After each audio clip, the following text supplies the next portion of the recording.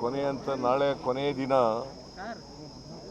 ಪ್ರಚಾರ ಮಾಡಲಿಕ್ಕೆ 5 ಗಂಟೆಗೆ ಮುಗೀತದೆ. ಸೊ ಅಲ್ಲಿವರೆಗೂ ಕೂಡ ಕ್ಯಾಂಪೇನ್ ಮಾಡ್ಬೋದು, ಮನೆಗೆ ಓಟ್ ಕೇಳ್ಬೋದು. ಆಮೇಲೆ ಕ್ಯಾಂಡಿಡೇಟು ನಾವ್ಯಾರು ಇರೋಂಗಿಲ್ಲ, ನಾವಿರೋಂಗಿಲ್ಲ. ಕ್ಯಾಂಡಿಡೇಟ್ ಮನೆಗೆ ಹೋಗಿ ಓಟ್ ಕೇಳ್ಬೋದು. ಮತ್ತು ಇಲ್ಲಿ ವೋಟರ್ಸ್ ಆಗಿರೋರು ಕೇಳ್ಬೋದು, ಮನೆಗೆ ಹೋಗಿ ಓಟ್ ಕೇಳ್ಬೋದು. ಔಟರ್ಸ್ ಇರೋಂಗಿಲ್ಲ. ವೋಟರ್ಸ್ ಇಲ್ಲದೇದವರು, ವೋಟರ್ಸ್ ಆಗಿರೋರು ಇಲ್ಲೇ ಇರ್ಬೋದು, ವೋಟರ್ಸ್ ಆಗದೇ ಇದ್ದವ್ರು ಇರೋಂಗಿಲ್ಲ. ಎಸ್, ನಮಗೆ ಕಾನ್ಫಿಡೆನ್ಸ್ ಇಂಪ್ರೂವ್ ಆಗಿದೆ. ಇಲ್ಲಿ 100ಕ್ಕೆ 100 ಗೆಲ್ತೀವಿ. ಬಿಜೆಪಿ ಅವರು ಇಂಟೆಲಿಜೆನ್ಸ್ ಮಾಹಿತಿ ಬಂದಿದೆ, ಬಿಜೆಪಿ 2 ಗೆಲ್ಲುತ್ತೆ ಅಂತ ಹೇಳಿದ್ರು ಸರ್ ವಿಜೇಂದ್ರ ಅವರು. ಬಿಜೆಪಿ 2 ಕಡೆ ಗೆಲ್ಲುತ್ತೆ, ಇಂಟೆಲಿಜೆನ್ಸ್ ಸೋಲ್ತೀವಿ ಅಂತ ಹೇಳ್ತಾರ, ಸೋಲ್ತೀವಿ ಅಂತ ಹೇಳ್ತಾರ ಅವರು. ಈಗ ಬಿಜೆಪಿಯವರು ಏನೇ ಹೇಳಿದ್ರು ಕೂಡ ಜನ ನಮ್ಮ ಗ್ಯಾರಂಟಿ ಯೋಜನೆಗಳನ್ನು ಮೆಚ್ಕೊಂಡಿದ್ದಾರೆ. ಗ್ಯಾರಂಟಿ ಯೋಜನೆಗಳು ಈ ಸಾರಿ ಜನ ಓಟ್ ಹಾಕ್ತಾರೆ, ಗೊತ್ತಾಯ್ತಾ? ಅವರು ಸಂವಿಧಾನ ವಿರೋಧಿಗಳು, ಬಡವರ ವಿರೋಧಿಗಳು, ದಲಿತರ ವಿರೋಧಿಗಳು. ಹೆಂಗೆ ಅವ್ರಿಗೆ ಓಟ್ ಹಾಕ್ತಾರೆ? ಮಹಿಳೆಯರ ವಿರೋಧಿಗಳು. ಗ್ಯಾರಂಟಿಗಳು ಬಿಟ್ಟರೆ ಬೇರೆ ಏನಿಲ್ಲ ಅವರಿಗೆ ಓಟ್ ಕೇಳೋದಕ್ಕೆ. ಅವ್ರಿಗೇನಿದೆ? ಅವ್ರು ಯಾವ ಆಧಾರದ ಮೇಲೆ ಓಟ್ ಕೇಳ್ತಾ ಇದ್ದಾರೆ? ಯಾವ ಆಧಾರದ ಮೇಲೆ ಓಟ್ ಕೇಳ್ತಾ ಇದ್ದಾರೆ? ಆಯ್ತಪ್ಪ, ನಮಗೆ ಅವ್ರಿಗೆ ಹೇಳ್ತಾರೆ, ಅವ್ರಿಗೇನು ಏನು ಹೇಳ್ತಾರೆ? 9 ವರ್ಷ ಸರ್ಕಾರ ಮಾಡಿದ್ದಾರೆ ಕರ್ನಾಟಕದಲ್ಲಿ, 9 ವರ್ಷ ಸರ್ಕಾರ ಮಾಡಿದ್ದಾರೆ. ಏನು ಮಾಡಿದ್ದೀವಿ ಅಂತ ಹೇಳ್ತಾರೆ ಕರ್ನಾಟಕದಲ್ಲಿ? ಏನು ಮಾಡಿದ್ದಾರೆ ಅಂತ ಹೇಳ್ತಾರೆ? ಸುಮ್ಮನೆ ಏನೋ ಹೇಳ್ತಾರೆ ಅವರು. ನಾವು ಬಡವ್ರ ಪರವಾಗಿರ್ತಕ್ಕಂಥ ಪಕ್ಷ, ಎಲ್ಲರೂ ಒಟ್ಟಿಗೆ ತಗೊಂಡು ಹೋಗ್ತಕ್ಕಂಥ ಪಕ್ಷ. ಅವರು ಸಮಾಜ, ಧರ್ಮದ ಹೆಸರಿನಲ್ಲಿ, ಜಾತಿ ಹೆಸರಿನಲ್ಲಿ ಸಮಾಜ ಒಡಿತಕ್ಕಂಥ ಪಕ್ಷ. ಅದರಿಂದ ನಾವು ಎಲ್ಲ ಜನರನ್ನು ಒಟ್ಟಿಗೆ ತಗೊಂಡು ಹೋಗ್ತಕ್ಕಂಥ ದಲಿತರು, ಹಿಂದುಳಿದವರು, ಅಲ್ಪಸಂಖ್ಯಾತರು, ಮಧ್ಯಮ ವರ್ಗದವರು ಎಲ್ಲರನ್ನೂ ಕೂಡ ಒಟ್ಟಿಗೆ ತಗೊಂಡು ಹೋಗ್ತಕ್ಕಂಥ ಪಕ್ಷ. JDS ಅಲ್ಲಿ ಕುಟುಂಬ ರಾಜಕಾರಣ ಮಾಡ್ತಿಲ್ಲ, ನಾವು ಜನರೇ ನಮ್ಮನ್ನು ಕರ್ಕೊಂಬಂದು ರಾಜಕಾರಣ ಮಾಡಿದ್ರು. ಯಾರು? ಕುಮಾರಸ್ವಾಮಿ ನಿನ್ನೆ ಹೇಳಿದ್ರು. ಅವರು ಮನೆಯಲ್ಲಿ ಏನು ಮಾಡ್ತಾರೆ? ಅದೇ ಕುಟುಂಬ ರಾಜಕಾರಣ ಮಾಡಿ ಅವ್ರನ್ನ ಜನಗಳೇ ಕರ್ಕೊಂಬಂದು ಆಯ್ಕೆ ಮಾಡಿದ್ದಾರೆ. ಜನಗಳೇ? ಮತ್ತೆ ಯಾಕೆ ಸೋಲಿಸಿದ್ರು?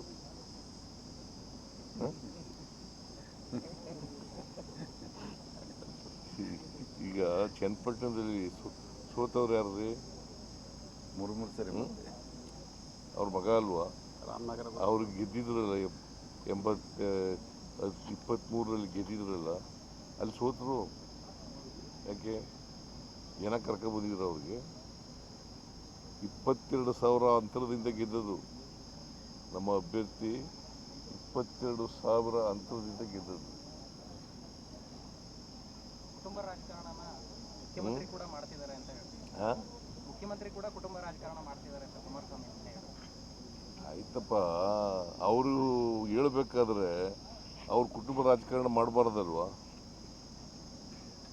ಅವರಪ್ಪ, ಅವ್ರ ಮಕ್ಕಳಿಬ್ಬರು, ಮೊಮ್ಮಕ್ಕಳು, ಅವ್ರ ಮೊಮ್ಮಗನ ಸೊಸೆ, ಇಬ್ಬರು ಸೊಸೆದಿರು, ಆಮೇಲೆ ಇಬ್ಬರು ಮೊಮ್ಮಕ್ಕಳು, ಎಷ್ಟು 4 ಜನ ಮೊಮ್ಮಕ್ಕಳು.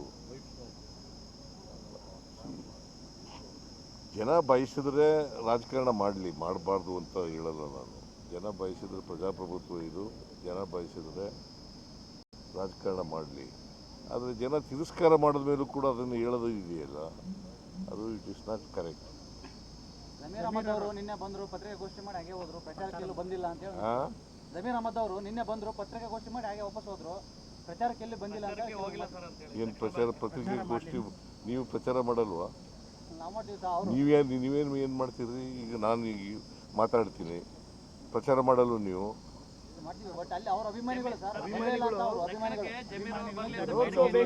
ಬರಬೇಕಿತ್ತು, ಬಂದು ಓಟ್ ಕೇಳಬೇಕಿತ್ತು, ಮುಸ್ಲಿಂ ಏರಿಯಾಗಳಿಗೆ ಬಂದು ಓಟ್ ಕೇಳಬೇಕಿತ್ತು ಅಂತ ಅವರ ಅಭಿಪ್ರಾಯ. ಸಮಯ ಇಲ್ಲ, ಅವರು ಹೋಗಿದ್ದಾರೆ ಬಾಗಲಕೋಟೆ. ಸಮಯ ಇಲ್ಲ, ಇಲ್ಲಿಗೆ ತುಂಬಾ ಅಗತ್ಯ ಇತ್ತೇನೋ ಅವರು. ಅವ್ರು ಇಲ್ಲಿಗೆ ಅಗತ್ಯ ಇತ್ತು ಅಂತ ಅವ್ರು ಹೇಳೋದು. ಎಲ್ಲ ಕಡೆ ಅಗತ್ಯ ಇದೆ ಅವ್ರದ್ದು. ಅಭಿಮಾನಿಗಳು ಬಾಗಲಕೋಟೆಯಲ್ಲೂ ಕೂಡ 42,000 ಮುಸ್ಲಿಂ ಓಟ್ಗಳಿದ್ದಾವೆ. ಇಲ್ಲಿ ಅವ್ರ ಅಭಿಮಾನಿಗಳು ಕೇರಳದಲ್ಲಿದ್ದರು ಅವರು 4ನೇ ತಾರೀಕು ಅದನ್ನ ಹೇಳಿದ್ರು ಸರ್. ಕೇರಳದಲ್ಲಿದ್ದರು. ಸೊ ಹಾಗಾಗಿ ಹೆಚ್ಚು ಸಮಯ ಇರಲಿಲ್ಲ. ಇವತ್ತು ಅಲ್ಲಿ ಬಾಗಲಕೋಟೆಯಲ್ಲಿ ಮಾಡಿ ಆಮೇಲೆ ನಾಳೆ 5 ಗಂಟೆವರೆಗೆ ಮಾತ್ರ ಇರೋದು. 5 ಗಂಟೆವರೆಗೆ ಮಾಡಿ ಹೊರಟೋಗ್ತಾರೆ. ಸೋಮಣ್ಣ ಅವ್ರಿಗೆ ಕೆಲಸ ಇಲ್ಲ ಅಂತ ನೀವು ಹೇಳಿದ್ದಕ್ಕೆ ಅವ್ರು ರಿಯಾಕ್ಟ್ ಮಾಡಿರೋದು, ದೆಹಲಿಗೆ ಬರಲಿ, ಒಂದು 2-3 ಗಂಟೆ ಬಿಡುವು ಮಾಡಿಕೊಂಡು ದೆಹಲಿಗೆ ನಮ್ಮ ಕಚೇರಿಗೆ ಬಂದರೆ ನಮ್ಗೆ ಏನೇನು ಕೆಲಸ ಮಾಡಿದ್ದೀವಿ ಅನ್ನೋದು. ರಾಜ್ಯಕ್ಕೆ 18 ರೈಲು ಕೊಟ್ಟಿದ್ದೀವಿ ದಕ್ಷಿಣ. ಅಲ್ಲ ನೋಡಪ್ಪ, ಅವರು state minister without independent portfolio. State minister without independent portfolio. ಮತ್ತು ಅವ್ರಿಗೆ ಫೈಲ್ಗಳು ಬರ್ತಾವ? ಅವ್ರು ಹೇಳ್ತಾರಪ್ಪ ಬರ್ತವೆ ಅಂದರೆ ನನಗೆ ಗೊತ್ತಿರೋ ಮಟ್ಟಿಗೆ ಬರಲ್ಲ. ಅವ್ರಿಗೇನು ಬರ್ತವೆ ಅಂತ ಹೇಳ್ಬೋದು. ನನಗೆ ಗೊತ್ತಿರೋ ಮಟ್ಟಿಗೆ state minister without portfolio, without independent portfolio ಇದ್ದರೆ ಬರಲ್ಲ. ಸರ್, ಬಿಜೆಪಿ ಅವರು ಹೇಳ್ತಾರೆ ಇಲ್ಲಿಯ ಕಾಂಗ್ರೆಸ್ ಗೆಲುವು ಮುಸ್ಲಿಂ ಸ್ವಾಭಿಮಾನದ ಸೋಲು ಅಂತ ಹೇಳ್ತಾರೆ. ಮುಸ್ಲಿಂ ಚಲವಾದಿ ನಾರಾಯಣ ಸ್ವಾಮಿ ಅವರು ಇಲ್ಲಿ ಕಾಂಗ್ರೆಸ್ ಗೆದ್ರೆ ಮುಸ್ಲಿಮರ ಚೆಲುವಾದಿ ನಾರಾಯಣ ಸ್ವಾಮಿ ಯಾವ ಪಾರ್ಟಿಲಿ ಇದ್ರು ಮೊದಲು? ಯಾವ ಪಾರ್ಟಿಲಿ ಇದ್ರು ರೀ? ಇಲ್ಲಿಂದ ಲಾಭ ಪಡ್ಕೊಂಡು ಅಲ್ಲಿಗೆ ಹೋಗಿ BJPಗೆ ಹೋಗಿ ಅಲ್ಲೂ ಲಾಭ ಪಡ್ಕೊಂಡು ಈಗ BJP ಪರ ಮಾತಾಡ್ತಾರೆ. ಇಲ್ಲಿ ಏನೇನು ಮಾತಾಡಿದ್ದಾರೆ ಹೇಳ? BJP ಬಗ್ಗೆ ಏನೇನು ಮಾತಾಡಿದ್ದಾರೆ ಅಂತ ಅವ್ರಿಗೆ ವಾಟ್ ಮಾರಲ್ ರೈಟ್ ಈ ಹ್ಯಾಸ್? ಸರ್, ನೀವು ಅನ್ನರಾಮಯ್ಯ ಅಂತ ಎಲ್ಲ ಕಡೆ ಇರ್ತಾ ಇದ್ದೀರಿ. ಕುಮಾರಸ್ವಾಮಿ ಅವರು ನಿನ್ನೆ ಅನ್ನರಾಮಯ್ಯ ಅಲ್ಲ ಅಂತ ಹೇಳಿದ್ದಾರೆ. BJP ಅವ್ರ ಬಗ್ಗೆ ಏನೇನು ಬೈದಿದ್ದಾರೆ ಇವರಪ್ಪ ಇವರು ಅಂತ ಹೇಳ? ಈಗ BJP ಜೊತೆ ಸೇರ್ಕೊಂಡಿದ್ದಾರೆ ತಮ್ಮ ಉಳಿವಿಗೋಸ್ಕರ, ಅಸ್ತಿತ್ವಕ್ಕೋಸ್ಕರ. BJP ಅವ್ರ ಬಗ್ಗೆ ನರೇಂದ್ರ ಮೋದಿ ಅವ್ರ ಬಗ್ಗೆ ಏನು ಮಾತಾಡಿದ್ದಾರೆ? BJP ಬಗ್ಗೆ ಮಾತಾಡಿದ್ದಾರೆ ಹೇಳ? ಅವ್ರಿಗೆಲ್ಲ ಏನ್ರಿ ಇದೆ? What moral right they have? Party cut ತೋರಿಸ್ಲಿ ಸರ್, ಅವರು ಪಾರ್ಟಿ ಕಟ್ ತೋರಿಸ್ಲಿ ನೋಡೋಣ, ನಾವು 30 ಸೀಟ್ ಆದ್ರೆ ಗೆಲ್ತೀವಿ, ಪಾರ್ಟಿ ಕಟ್ ತೋರಿಸ್ಲಿ ಅಂತ ಹೇಳ್ತಾರೆ ಸರ್. ಏನ ಪಾರ್ಟಿ ಕಟ್ಟಿ ನೋಡ್ಲಿ 30 ಸೀಟ್ ಗೆಲ್ತಾರೆ ಅಂತ. ಅವ್ರು ನೀವೊಂದು ಪಾರ್ಟಿ ಕಟ್ ತೋರಿಸ್ಬೇಕಂತೆ. ನಾವು 30 ಸೀಟ್ ಆದ್ರೆ ಗೆಲ್ತೀವಿ, ಸಿದ್ದರಾಮಯ್ಯರು ಅಷ್ಟು ಗೆಲ್ಲಲ್ಲ ಅಂತ ಅವ್ರು ಹೇಳೋದು. ನಾನು ಪಾರ್ಟಿ ಕಟ್ಟಿ ಆಯ್ತು ಮರ್ಜಿ ಆಗ್ಬಿಟ್ಟಿದ್ದೀನಿ. ಕಾಂಗ್ರೆಸ್ನಲ್ಲಿ ಇದ್ದೀನಿ ನಾನು. ಕಾಂಗ್ರೆಸ್ಸಿನ ಸಿದ್ಧಾಂತ ಸೆಕ್ಯುಲರಿಸಮ್. ನಾನು ಸೆಕ್ಯುಲರ್ ಪಾರ್ಟಿ ಜೊತೆ ಸೇರ್ಕೊಂಡಿದ್ದೀನಿ. ನಾನು ಹೊಸ ಪಾರ್ಟಿ ಕಟ್ಟಿದ್ದೀನಿ ಅಂತ ಎಲ್ಲೂ ಹೇಳಿಲ್ಲ. ನಾನು ಹೊಸ ಪಾರ್ಟಿ ಕಟ್ಟಿ ಅಂತ ಯಾಕೆ ಹೇಳ್ತಾರೆ? ಅವ್ರು 30 ಸೀಟ್ ಆದ್ರೂ ತಗೊಂಡಿದ್ದೀವಿ, ಅಷ್ಟು ತಗೊಳ್ಳಲ್ಲ. ನಮ್ಮ ಬಗ್ಗೆ ಮಾತಾಡ್ತಾರೆ. 30 ಸೀಟ್ ಆದ್ರೂ ತಗೊಂಡು ನಾವು ಅವ್ರ ಪಾರ್ಟಿ ಕಟ್ ನೋಡಿದ್ರೆ ಗೊತ್ತಾಗುತ್ತೆ ಅಂತ ಅವ್ರು ಹೇಳೋದು. ಈಗ ಹೋದ ಸರಿ ಎಷ್ಟು ತಗೊಂಡ್ರು? 19 ಸೀಟು.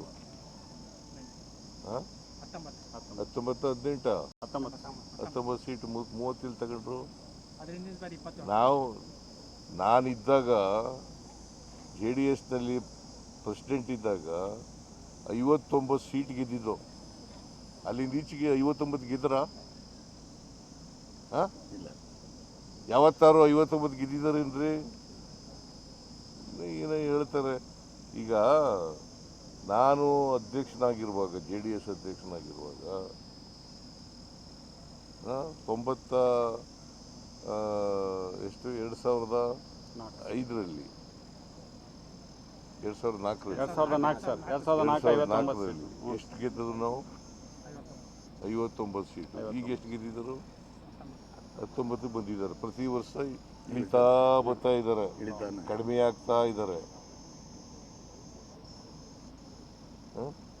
ಕೈಗಾರಿಕಾ ಅಭಿವೃದ್ಧಿಗೆ ಕರ್ನಾಟಕದಲ್ಲಿ ಸರ್ಕಾರ ಅಡ್ಡಿಪಡಿಸ್ತಾ ಇದೆ ಅಂತ ಕುಮಾರಸ್ವಾಮಿ ಅವರು.